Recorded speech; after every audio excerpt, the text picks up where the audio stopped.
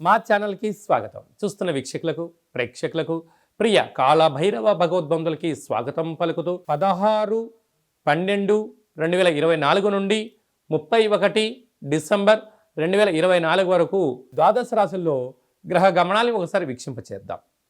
వృషభ రాశిలో దేవగురు బృహస్పతి శత్రు సంచార స్థితి,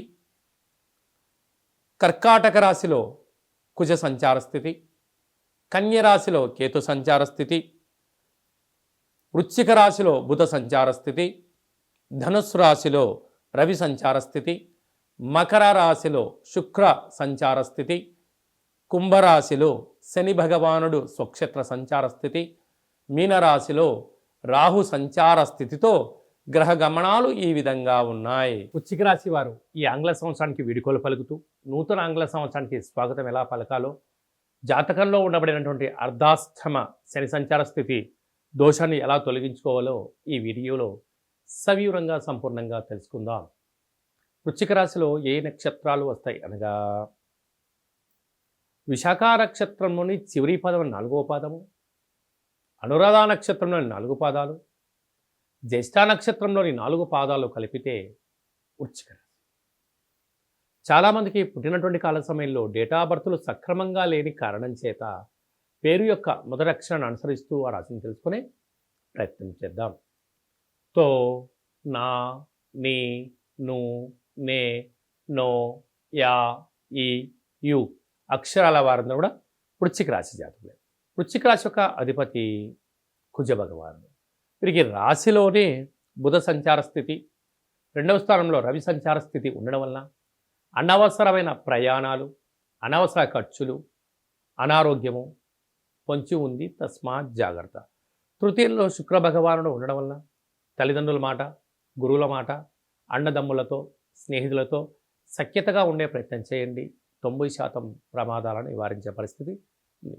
అర్ధాష్టమ శని యొక్క కారణం వలన ఈ ఆంగ్ల సంవత్సరంలో చివరి ఆదివారం, చివరి సోమవారం, సోమవతి అమావాస్య, మంగళవారం ఈ సంవత్సరం రాజుగూడ కుజుడు అవ్వడం వలన వీలైనంతవరకు దూర, వాయు, జల ప్రయాణాలు పెట్టుకోవద్దు. వాహన ప్రమాదాలు, జలగండాలు పొంచి ఉన్నాయి. తస్మాత్ జాగ్రత్త. యంత్రాలతో, ఆయుధాలతో, పెద్దవారితో, బ్యాంకు లావాదేవీలతో, కొన్ని మెయిల్స్ ద్వారా కానీ, మెసేజ్ల ద్వారా కానీ, షేరింగ్ల ద్వారా కూడా మీకు ప్రమాదం పొంచి ఉంది. అలాగనే సంతాన స్థానంలో రాహు సంచార స్థితి ఉండడం వలన నూతనంగా వివాహం అనే వారికి అద్భుతమైన సంతాన యోగం, సప్తమంలో గురు సంచార స్థితి, విదేశాలకు వెళ్ళాలి అనుకున్న వారి యొక్క కోరిక నెరవేరడం, భాగ్యంలో కుజుడు ఉండడం వల్ల ప్రేమికుల మధ్య, భార్యాభర్తల మధ్య అన్యోన్య దాంపత్య జీవితం అవసరం. నమ్మకమే మీ జీవన విధానంగా ఉండగలగాలి. ఒకరోజు గౌరవించుకునే ప్రయత్నం చేయాలి. ఇలాంటి కాల సమయంలో ఏం చేయగలగాలి అన్నట్లయితే, ఒక గ్లాసు బియ్యాన్ని అన్నంగా వండేటువంటి కాల సమయంలో కొద్దిపాటి పసుపు వేయడం వలన అన్నము రంగు మారిపోయి పసుపు రంగులో తయారవుతుంది. వాటిపైన ఒక నిమ్మకాయ పెట్టి దిష్టి తీసి ప్రవహించే నీటిలో వేయడం, లేకపోతే దానం చేయడం మీకు యోగదాయకం. అలా కుదరలేదు, ఈ కింద మరిన్ని వాట్సాప్లో మీరు సంప్రదించగలిగినట్లయితే వీడియో కాల్ ద్వారా కార్యక్రమాన్ని చేయించి ఈ సంవత్సరంలో ఉండబడినటువంటి ఈ శని దుష్టగ్రహాలకు ఫుల్ స్టాప్ ఎలా పెట్టి స్వాగతం ఎలా పలకాలో మీకు చేయించడం జరుగుతుందని చెప్పి కూడా గమనించాలి. ఈ 2024వ సంవత్సరానికి మన స్వస్తి పలుకుతూ ఈ యొక్క ఆంగ్ల సంవత్సరంలో చివరి రోజు సోమవతి అమావాస్య, మంగళవారం అమావాస్యతో కూడుకున్నటువంటి అవుతున్నాయి కనుక ప్రధానంగా మనము ఎలాంటి విధి విధానాలు పాటించాలో కూడా తెలుసుకుందాం. ఎందుకనగా ఇయర్ ఎండింగ్ అనగానే మనకు 25వ తారీఖు నుండి హాలిడేస్ రావడం, అందులో సంవత్సరంలో చివరి ఆదివారం, చివరి సోమవారం, చివరి మంగళవారం.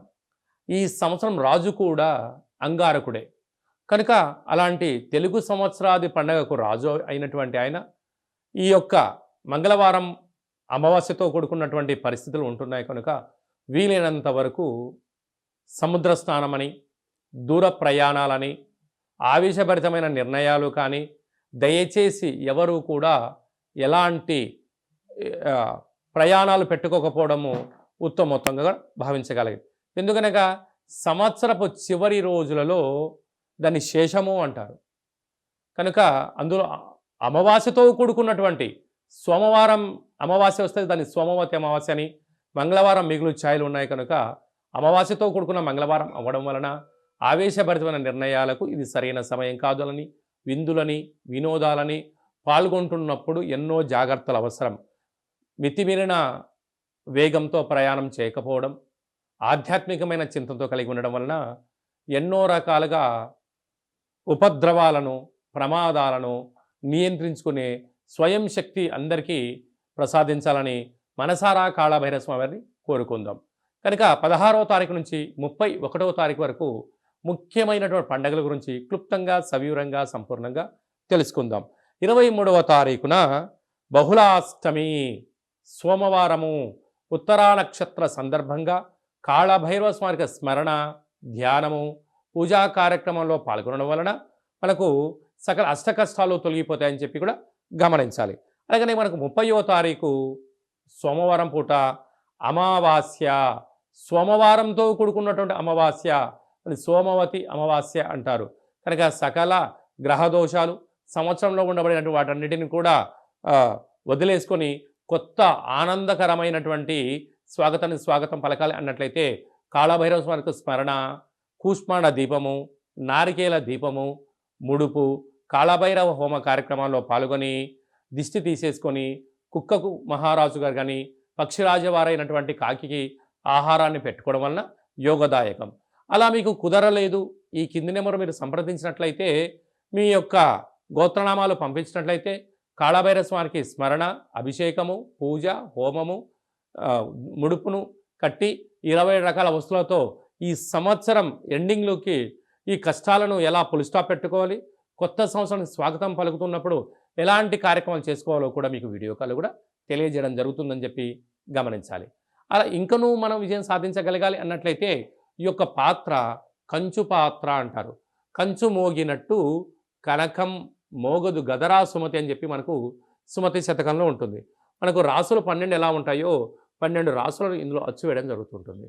ఈ పాత్రను మనం ఇంట్లో పెట్టుకొని ఎలా ఉపయోగించుకోవాలో చెప్తాను, ఒకసారి వినండి.